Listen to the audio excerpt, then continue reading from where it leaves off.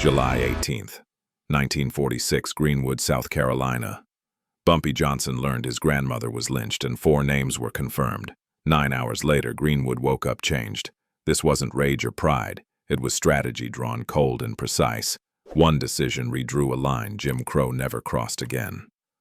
So what did Bumpy do? And how did it silence a town by dawn? To understand, we go back to where it truly began. A death in broad daylight needs no explanation. Main Street in Greenwood, South Carolina ran 4 blocks through the center of town, with shops on both sides, and a courthouse at the north end that still carried scorch marks from when Sherman's men tried to burn it down. It was 15 minutes past 2 in the afternoon on July 18th, 1946. The sun hung overhead like a furnace, and the air was thick enough that breathing felt like drowning in warm water.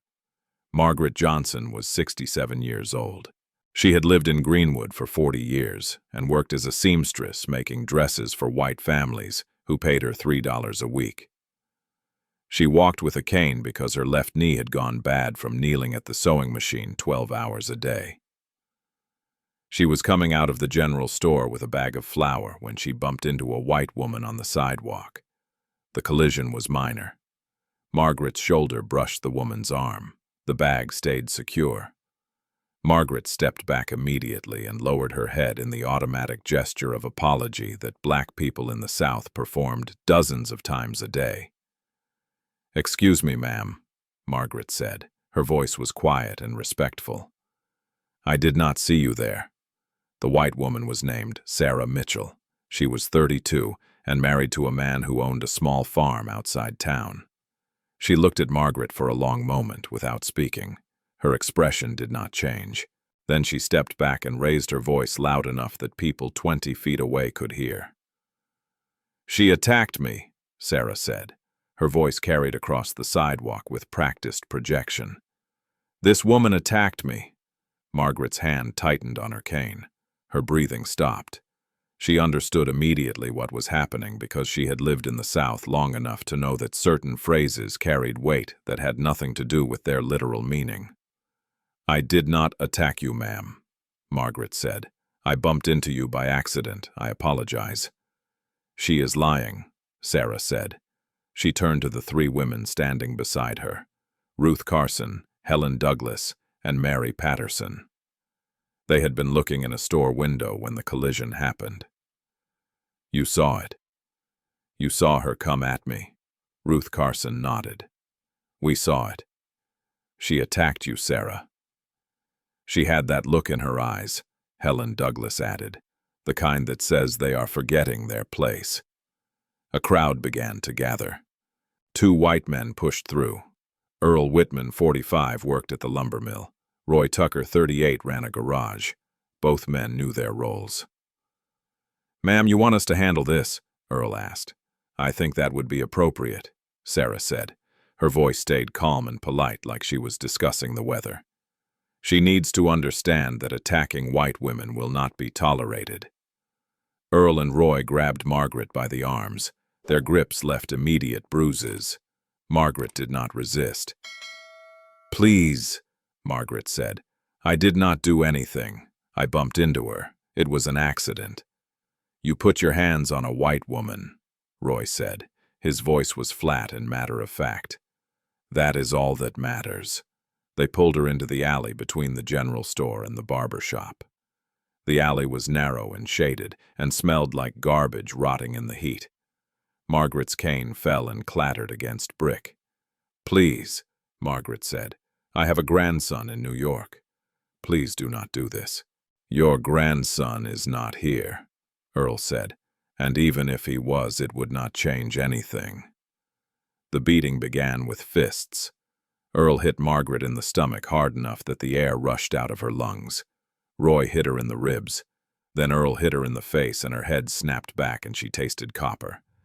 They worked methodically, taking turns delivering blows with practiced rhythm.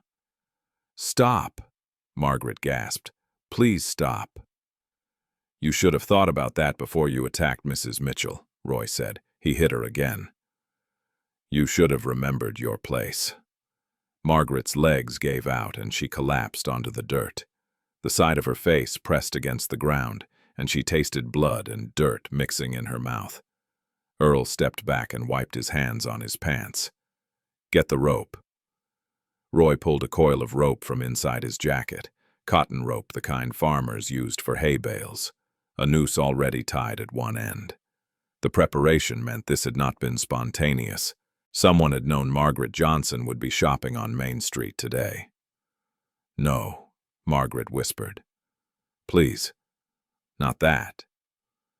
"Should have thought about that before," Earl said. He looped the rope over a drainage pipe jutting from the building 8 feet up. Roy grabbed Margaret under the arms and hauled her to her feet. She could not stand. Her legs buckled and Roy had to hold her upright while Earl slipped the noose over her head. The rough cotton scraped her throat. "Any last words?" Roy asked. "Tell my grandson," Margaret said. Her voice was barely audible. "Tell Ellsworth I am sorry." "Nobody is going to tell your grandson anything," Earl said. "And even if they did, what is some policy runner in Harlem going to do? He has no reach here." They pulled on the rope. Margaret's feet left the ground. The noose closed around her throat with total force. Her hands grabbed at the rope. Her legs kicked. Her body twisted. "How long does it usually take?" Roy asked. 3 or 4 minutes, Earl said. "Depends on how much they fight it." Margaret's face turned dark purple. Her eyes bulged. Her tongue pushed between her lips. Her legs kicked harder and then slower, and then stopped. Her hands fell away and hung limp. Her body swayed in the still air. Earl and Roy waited another minute. Then they tied the rope off to a pipe bracket. "Leave her there for a few hours," Earl said. "Let people see what happens when they forget their place." They walked back onto Main Street. Nobody stopped them. The sheriff's office was 2 blocks away, but nobody reported what had just happened because everyone in Greenwood understood that this was simply how things worked. Sarah Mitchell went into the dress shop and spent 20 minutes selecting fabric for new curtains. She chose blue floral. The other 3 women went to the drugstore for ice cream. They sat at the counter and talked about recipes and church socials, while Margaret Johnson's body swung in the alley 30 feet away, her neck broken, her face frozen in the final moment of suffocation. Nobody called the police. Nobody called a doctor. Nobody cut the rope. The body stayed there for 3 hours while the afternoon heat cooked it and flies gathered. This was not murder in any legal sense. This was Jim Crow, operating exactly as designed. The system said that black people existed at the sufferance of white people, and that sufferance could be withdrawn at any moment for any reason. The system said that white women's words carried more weight than black people's lives. The message was clear. Black people had no legal value even when killed in broad daylight. What Greenwood did not know was that Margaret Johnson was the grandmother of Ellsworth Raymond Johnson. What Greenwood did not know was that the man they called Bumpy controlled Harlem's policy racket and had resources that extended far beyond New York. What Greenwood did not know was that killing Margaret Johnson would cost them more than they had calculated. By dawn, Greenwood would learn. Margaret Johnson's body hung in the alley for 3 hours. During that time, 47 people walked past the mouth of the alley. 32 were white, 15 were black. All 47 saw the body. None of them stopped. None of them asked questions. None of them went to the sheriff's office 2 blocks away to report that a woman had been lynched in broad daylight on Main Street. The silence was not accidental. The silence was the point. By 5 in the afternoon, the sun had started to drop toward the horizon, and the temperature in the alley had climbed past 90 degrees. The rope had stretched slightly under Margaret's weight, and her feet now hung 18 inches from the ground. Flies had gathered around her face. The smell of waste had started to spread because the body's nervous system had released everything when the noose closed. Nobody cut her down. Nobody called the coroner. Nobody filed a report. The Greenwood Police Department had 3 officers on duty that afternoon. All 3 had heard about the incident within 20 minutes of it happening. None of them responded.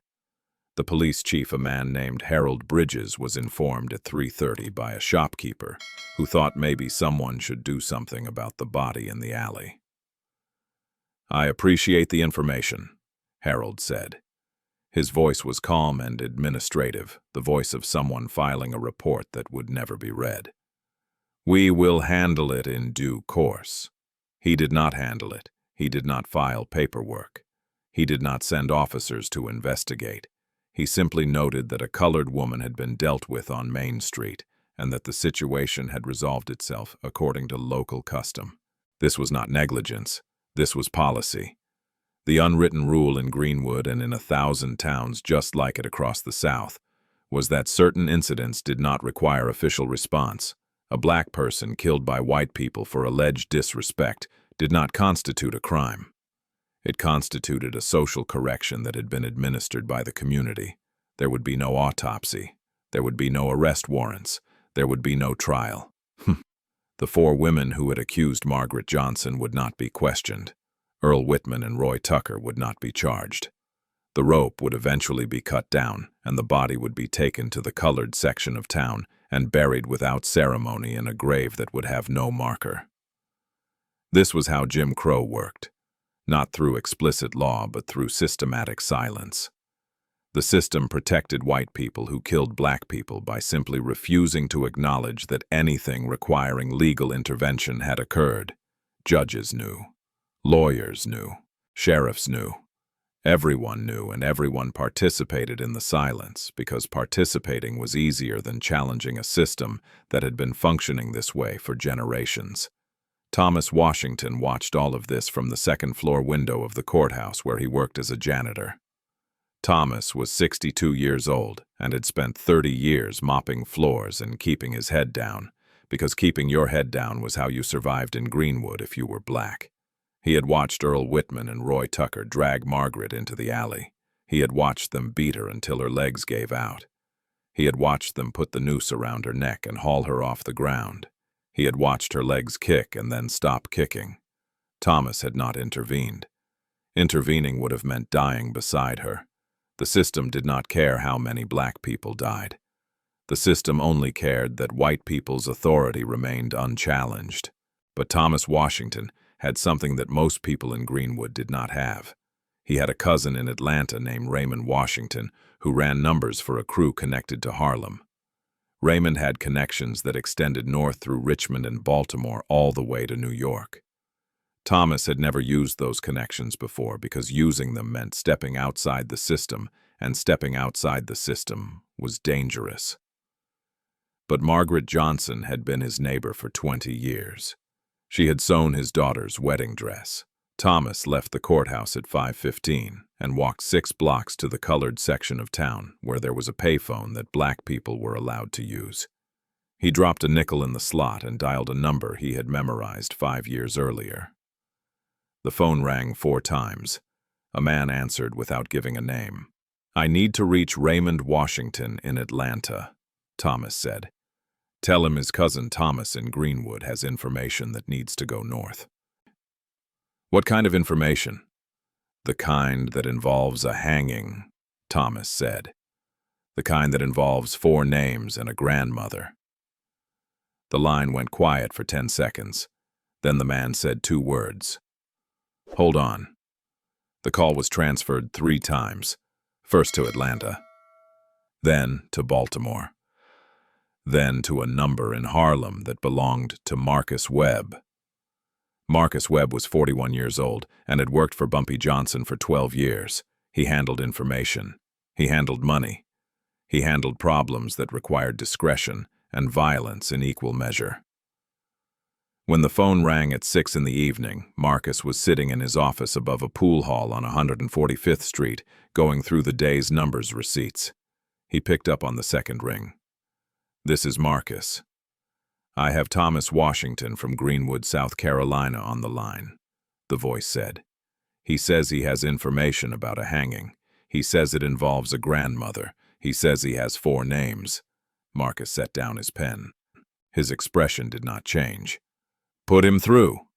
There was a click, and then Thomas Washington's voice came through the line. It was steady and controlled the voice of a man reporting facts that could not be changed but must be recorded.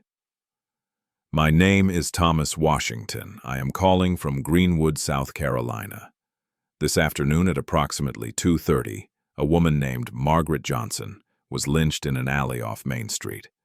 She was beaten and hanged by two white men named Earl Whitman and Roy Tucker. The incident was instigated by four white women: Sarah Mitchell, Ruth Carson, Helen Douglas, Mary Patterson. The police were informed and did nothing. The body is still hanging. No arrests have been made. Marcus wrote down the four names on a piece of paper. His handwriting was precise and mechanical. When Thomas finished speaking, Marcus asked one question. Did Margaret Johnson have family? She has a grandson, Thomas said. A man named Ellsworth Johnson. I believe he lives in New York. Marcus's hand stopped writing. He looked at the paper with the four names written in black ink. He looked at the name Ellsworth Johnson written beneath them. He knew what this information would trigger. He knew what Bumpy Johnson would do when he heard it. He knew that four people in Greenwood, South Carolina had hours left to live and did not know it yet. I will deliver the information, Marcus said. He hung up without waiting for a response. Then he folded the paper, put it in his jacket pocket, and walked 4 blocks to the apartment building on Edgecombe Avenue where Bumpy Johnson lived. He climbed 3 flights of stairs and knocked on the door with the pattern they had established years ago. 2 knocks. Pause. 3 knocks. The pattern that meant the news could not wait and was probably bad. Bumpy opened the door. He was wearing slacks and a white shirt with the sleeves rolled up. A glass of Barolo sat on the table behind him next to an open book. He looked at Marcus's face and understood immediately that whatever Marcus had come to say would change the temperature of the room. Come in, Bumpy said.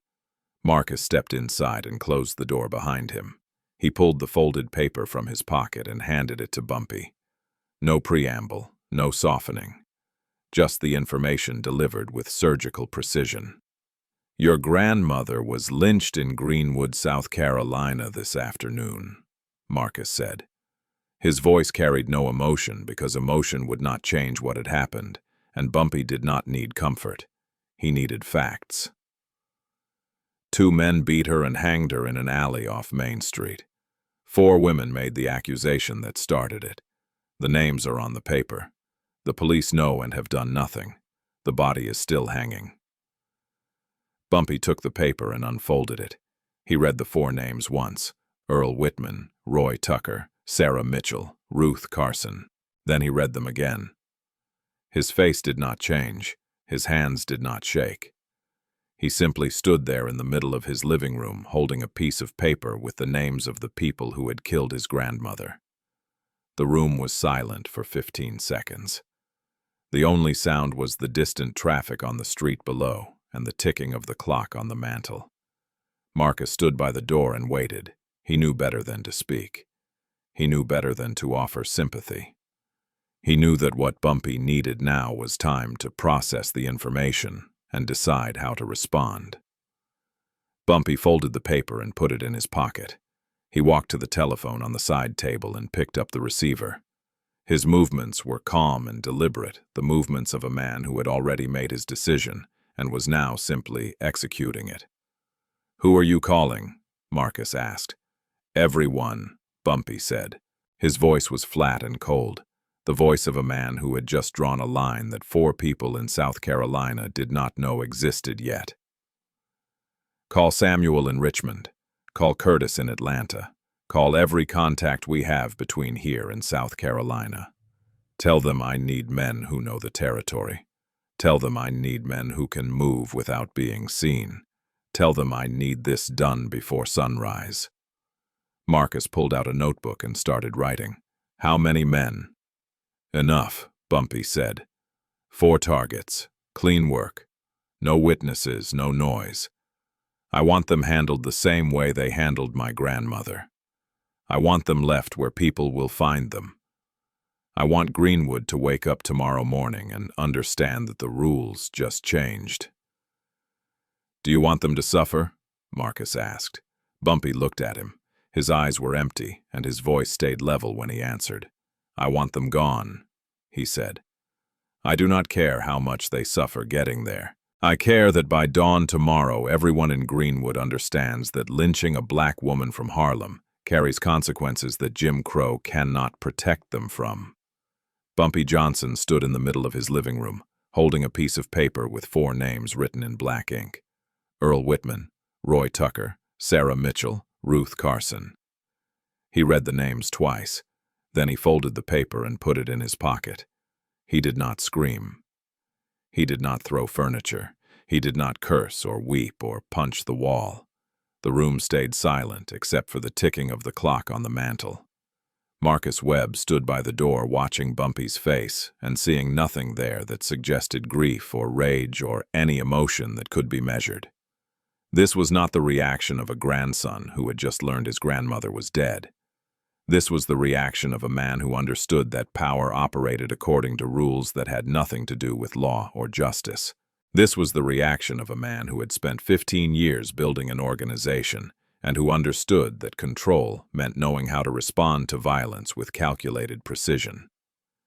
Bumpy walked to the window and looked out at Harlem stretched below him. The lights were coming on in the buildings. His grandmother had lived in Greenwood because she had been born there and had never left. She had lived outside his protection.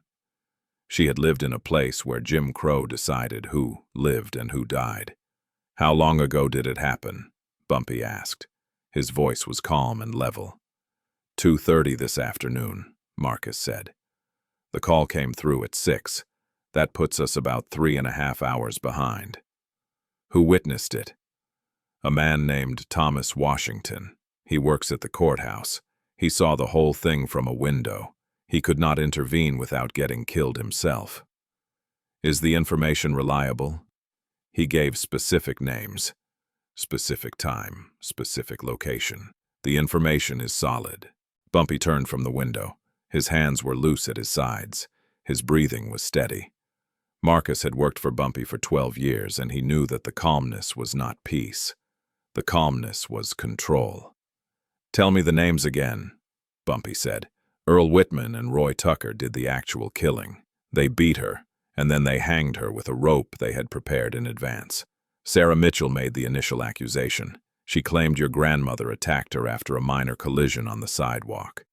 3 other women backed it up: Ruth Carson, Helen Douglas, and Mary Patterson. All 4 women watched the killing happen and then went shopping afterward." "The police?" "Informed and inactive. The body is still hanging. No investigation has been opened." Bumpy walked to the table where his glass of Barolo sat. He picked up the glass and took a drink. He let it sit on his tongue for 3 seconds before swallowing. "Sarah Mitchell went shopping after watching my grandmother die," Bumpy said. "She bought fabric for curtains," Marcus said. "The other 3 had ice cream at the drugstore. They sat at the counter and talked about church socials while your grandmother's body was hanging 30 feet away." Bumpy set down the glass. His jaw tightened, but his voice stayed level. "They treated her execution like an afternoon errand. That is exactly what they did." "How long would it take to get men to Greenwood?" "If we activate local contacts in Richmond and Atlanta, they can be in Greenwood by midnight," Marcus said. "They know the territory. They know how to operate without drawing attention." Bumpy walked back to the window and stood there for 10 seconds without speaking. Marcus waited. He knew that Bumpy was not hesitating. Bumpy was calculating. "Call Samuel in Richmond," Bumpy said. His voice was still calm, but there was an edge to it now. "Call Curtis in Atlanta. Tell them I need men who know South Carolina. Men who can move through colored sections without being noticed. Men who understand that this work requires precision." "How many men?" Marcus asked. 4 targets, Bumpy said. "Send enough men to handle 4 targets simultaneously. I want this done in one night. I want all 4 of them gone before the sun comes up." Marcus pulled out his notebook and started writing. Do you want it fast or do you want it slow? I do not care about slow, Bumpy said. I care about permanent. I care that when Greenwood wakes up tomorrow morning, they find 4 bodies placed where people will see them. I care that those bodies send a message that is clear enough that nobody needs it explained. What message? Bumpy turned from the window. His eyes were flat and cold. The message is that Jim Crow does not protect you if you touch someone connected to Harlem. The message is that lynching a woman whose grandson runs policy in New York carries consequences that local law cannot shield you from. These are not criminals, Marcus said. A farmer, a mechanic. 4 housewives. Killing them will draw attention. Good, Bumpy said. Let it draw attention. Let every town in the South understand that the protection they thought they had stops the moment they cross someone with actual reach. Do you want them to know why they are dying? No, Bumpy said. His voice stayed level, but the words came out hard and final. I want them to die the same way my grandmother died. No warning, no explanation, no trial, no mercy. I want the last thing that goes through their minds to be confusion about why this is happening to them. And the bodies. Leave them where people will find them, Bumpy said. Not hidden, not buried. Public display. I want Greenwood to wake up and see what happens when Jim Crow meets actual power. Marcus closed the notebook. Once we do this, it cannot be undone. Every law enforcement agency in South Carolina will investigate. Let them investigate, Bumpy said. They will find 4 dead white people in a town where a black woman was lynched the day before. They will find no witnesses. They will find no evidence. The investigation will go nowhere. He walked to the telephone and picked up the receiver. He dialed a number from memory. When someone answered, his voice was calm and professional. This is Bumpy Johnson. I need to speak with Samuel. Tell him it is urgent. The call transferred. Then a voice came on the line, deep and gravelly. Samuel, this is Bumpy. I need 4 men in Greenwood, South Carolina by midnight tonight.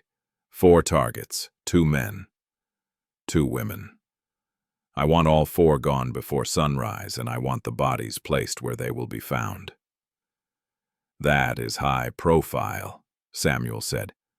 Killing white women in the South draws heat. I understand the heat, Bumpy said. These 4 people lynched my grandmother this afternoon. They beat her and hanged her in an alley, and then they went shopping. The police know and have done nothing. Can you do it? Silence for 5 seconds. Then Samuel spoke. Give me the names. I will have men in position by 11. They will execute between midnight and 3. Good, Bumpy said. Marcus will call you in 10 minutes with the details. He hung up and immediately dialed another number. Curtis, this is Bumpy Johnson. I need men in Greenwood, South Carolina by midnight. 4 targets. Same work that Samuel is handling from Richmond. I want both crews coordinating so that all 4 targets are handled simultaneously. I can deliver, Curtis said. Send me the details. Bumpy hung up and looked at Marcus. Make the calls. Give them the names and addresses. I want confirmation every hour. Marcus moved toward the door. Bumpy's voice stopped him. Marcus, make sure they understand that the women are not to be treated differently than the men. Sarah Mitchell and Ruth Carson get the same treatment that Earl Whitman and Roy Tucker get. They are not innocent bystanders, they are targets. Marcus nodded and left the apartment.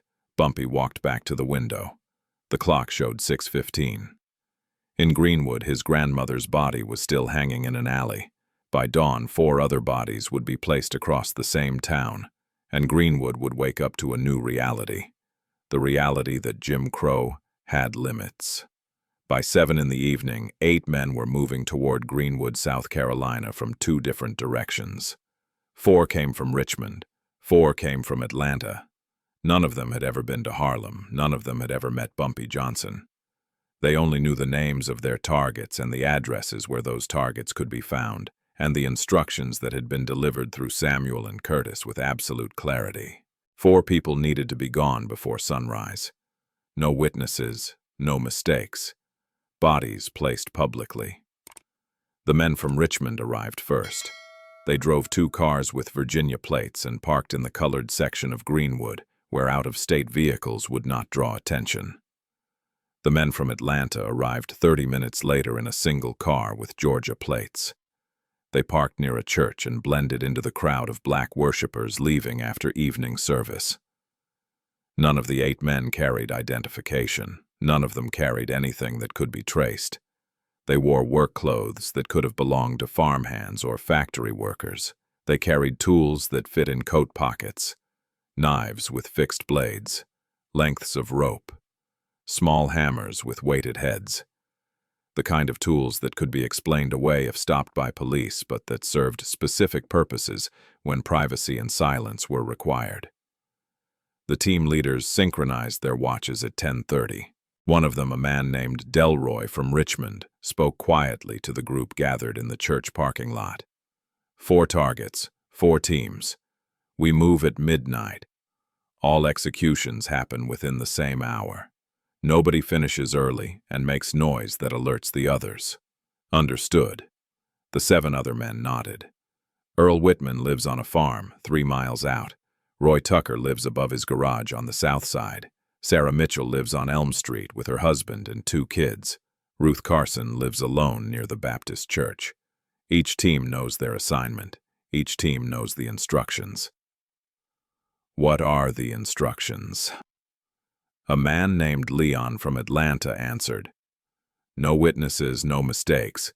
Bodies placed where they will be found at sunrise. Correct, Delroy said. And what do we do if someone sees us? We handle them too, Leon said. Anyone who sees us becomes part of the work. Good, Delroy said. Check your watches. Midnight. Move out at 11:45. Regroup here at 1. Any questions? Nobody had questions.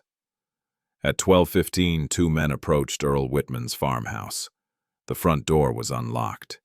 They entered quietly and moved through the front room to the bedroom where Whitman was asleep. One man held a pillow over Whitman's face, while the other used a knife to open his throat from ear to ear. The cut was deep and precise, severing the carotid and windpipe in a single motion. Whitman's body convulsed for 15 seconds and then stopped. They carried the body outside and laid it in the front yard 20 feet from the road where anyone driving past at dawn would see it. At 12:30, 2 men climbed the exterior staircase to Roy Tucker's apartment above his garage. One of them kicked the door just below the handle. The cheap lock broke and the door swung open. Tucker woke and reached for the shotgun beside his bed. One man grabbed his arm and twisted it behind his back. The shoulder dislocated with a wet pop. Tucker screamed. The other man wrapped rope around his neck and pulled. Tucker's free hand clawed at the rope. His face turned dark. His legs kicked. After 90 seconds, his body went limp. They carried him down and left him on the concrete in front of the garage bay. At 12:42, men entered Sarah Mitchell's house through the back door. They moved through the kitchen to the bedroom where Sarah and her husband were sleeping. One man held a knife to the husband's throat and whispered, "Do not move. Do not make noise. Do not follow us." The husband nodded. His eyes were wide, but he stayed still. The other man grabbed Sarah by the arm and pulled her out of bed. She opened her mouth to scream, but the man put his hand over her face and dragged her through the kitchen to the back door. Outside, he twisted her neck with a single sharp motion. The sound was like a branch snapping. Her body dropped. They left her in the backyard where her husband would find her at sunrise. At 12:52, men entered Ruth Carson's house through a window. They found her asleep in a chair with a Bible open on her lap. One man put his hand over her mouth and nose and held it there while she struggled. Her hands grabbed at his wrist, but she was 71 and frail. Her strength lasted less than a minute. When she stopped moving, they carried her body to the front porch and laid it on the steps where the minister would see it during morning prayers. By 1 in the morning, all 4 targets were handled. The 8 men regrouped at the church parking lot. Delroy spoke first. Confirmations: Whitman. Done. Body in the front yard. Tucker, done. Body at the garage. Mitchell, done. Body in the backyard.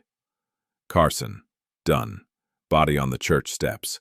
Complications, none. Witnesses, none. Good, Delroy said. Split up. Richmond crew goes north. Atlanta crew goes south. Drive straight through. Ditch the vehicles when you get home. Burn the clothes. Nobody talks about this. Not to wives, not to friends, not to anyone. This work never happened. Understood. The men nodded and walked to their cars. Within 5 minutes, the parking lot was empty. The men from Richmond headed north on Highway 25. The men from Atlanta headed south on Highway 221. By dawn, they would be back in their home cities, and the vehicles would be stripped for parts in junkyards that kept no records. The entire operation had taken less than 3 hours from arrival to departure. 4 people were dead. 4 bodies were positioned where they would be discovered at sunrise. No shots had been fired. No alarms had been raised. Greenwood slept through its own reckoning. In Harlem, Bumpy Johnson received confirmation at 2 in the morning. Marcus called from the office above the pool hall. "All targets handled," Marcus said. "No complications, men are clear." "Good," Bumpy said. He hung up and poured another glass of Barolo. Then he walked to the window and looked out at Harlem. The streets were empty. The city was quiet. His grandmother was still dead. That would never change. But the people who killed her were dead now too. And Greenwood, South Carolina would wake up to a lesson about power that Jim Crow had never taught them. The sun came up at 6:17 on the morning of July 19th, 1946. The light spread across Greenwood, South Carolina, slowly illuminating Main Street first, and then moving outward to the residential neighborhoods and farms. By 6:34, bodies had been discovered in 4 different locations, and the entire town understood that something had changed during the night. A farmer driving into town found Earl Whitman first. The body was laid out in the front yard, 20 feet from the road. The throat had been opened from ear to ear, and the front of Whitman's shirt was soaked dark. The farmer stopped his truck and stared for 10 seconds. Then he drove to the sheriff's office without touching anything. A mechanic opening his shop found Roy Tucker at 6:40. The body was on the concrete in front of the garage bay with a rope still wrapped around the neck. The face was purple and swollen. The mechanic backed away and ran to the nearest phone. Sarah Mitchell's husband found her at 6:50 in the backyard. Her neck was twisted at an angle that necks do not naturally achieve. He knelt beside her and touched her hand. The skin was cold. He walked back into the house and called the police. His voice was flat when he reported that his wife was dead.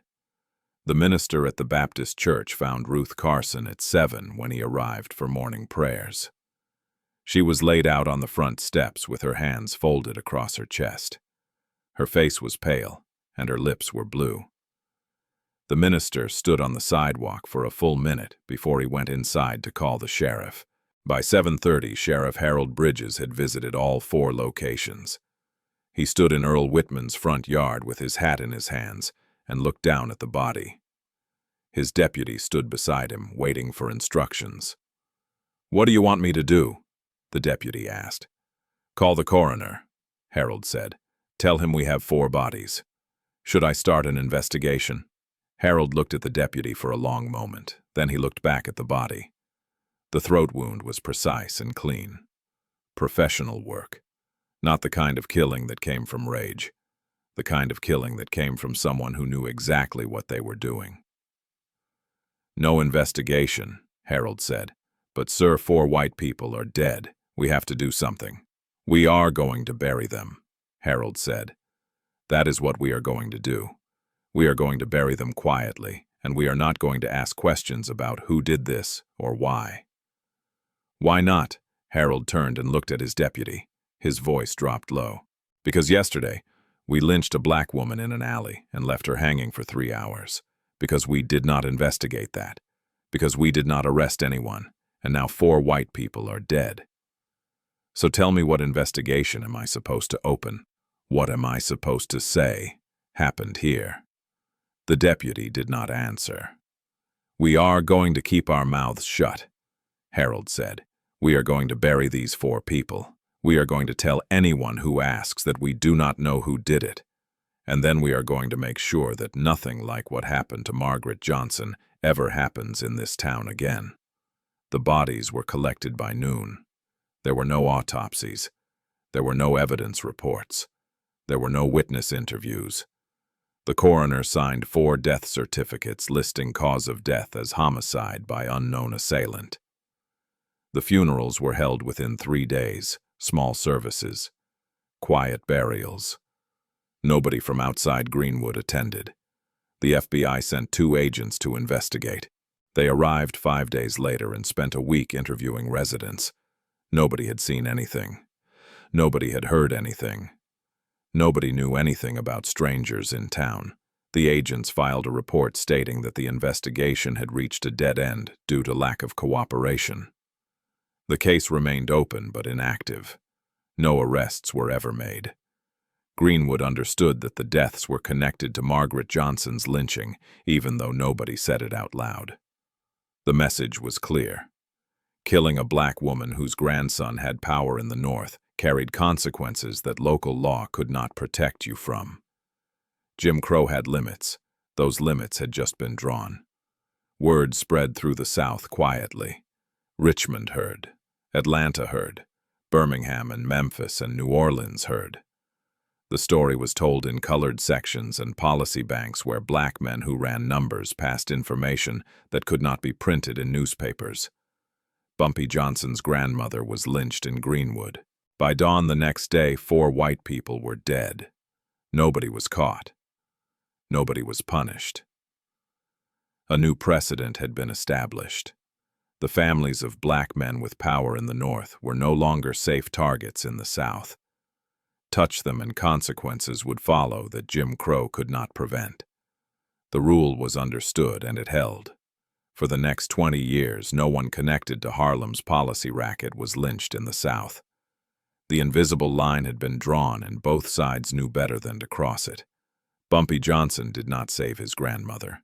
That truth stayed cold and absolute. Margaret Johnson died in an alley in Greenwood, South Carolina on July 18, 1946 at approximately 2:30 in the afternoon. She died because she bumped into a white woman on a sidewalk. She died because 4 women decided her life was worth less than their pride. She died because the system said her death required no investigation and no consequences.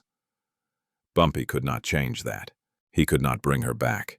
He could not erase the 3 hours she hung in that alley, while people walked past and did nothing.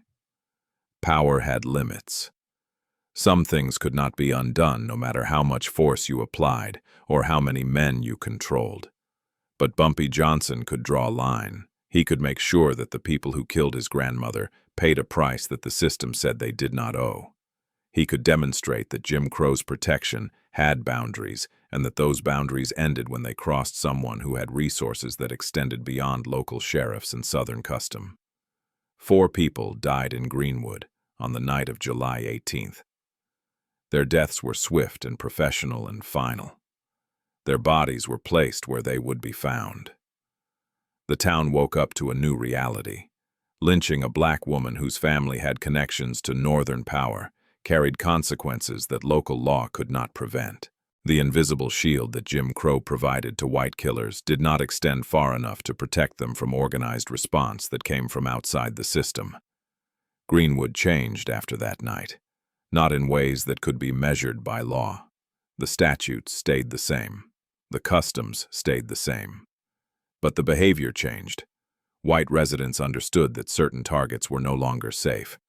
Black residents understood that protection existed even if it came from sources outside legal channels. Nobody discussed it openly, but everyone knew. The lynchings that had been routine before July 1946 became rare after. The calculation had changed. The risk had increased. No declaration was issued. No war was fought. The change happened quietly through a single demonstration that made the cost clear. 4 bodies. One night. A message delivered without words. The lesson spread beyond Greenwood. It moved through Richmond and Atlanta and Birmingham and Memphis. The families of black men who ran numbers for Northern bosses became untouchable not because the law protected them, but because touching them meant dealing with consequences that came fast and professional and permanent. Jim Crow survived that lesson. The system continued. Segregation continued. But a boundary had been drawn. And everyone who operated on either side of that line understood that crossing it carried costs that local authority could not shield you from. 22 years later, in 1968, Bumpy Johnson died of a heart attack in Harlem. He was 62 years old. 4,000 people attended his funeral. His grandmother's grave in Greenwood stayed unmarked. No stone, no ceremony, just a plot in the colored section where Margaret Johnson had been buried quietly. But the lesson from July 1946 survived. The precedent held. Jim Crow was a system built on the assumption that white authority was absolute within its territory. That assumption held until it encountered power that did not respect territorial boundaries or local custom. When that encounter happened, Jim Crow learned what every system eventually learns. Rules only work until they meet someone with the resources to operate outside those rules. Protection only extends as far as your reach. That was the lesson from Greenwood. Jim Crow only existed until it touched someone with real power, and real power, when tested, did not negotiate. It did not petition. It simply acted. Swiftly, professionally, finally. And the system adjusted, because the system understood that some battles cost more than they were worth. This story examines strategic thinking within historical organized crime contexts for educational purposes only. We don't endorse illegal activity. We study how power operates when conventional rules don't apply. Thank you for staying until the end. If this analysis resonated with you, subscribe for more untold stories where intelligence defeats force.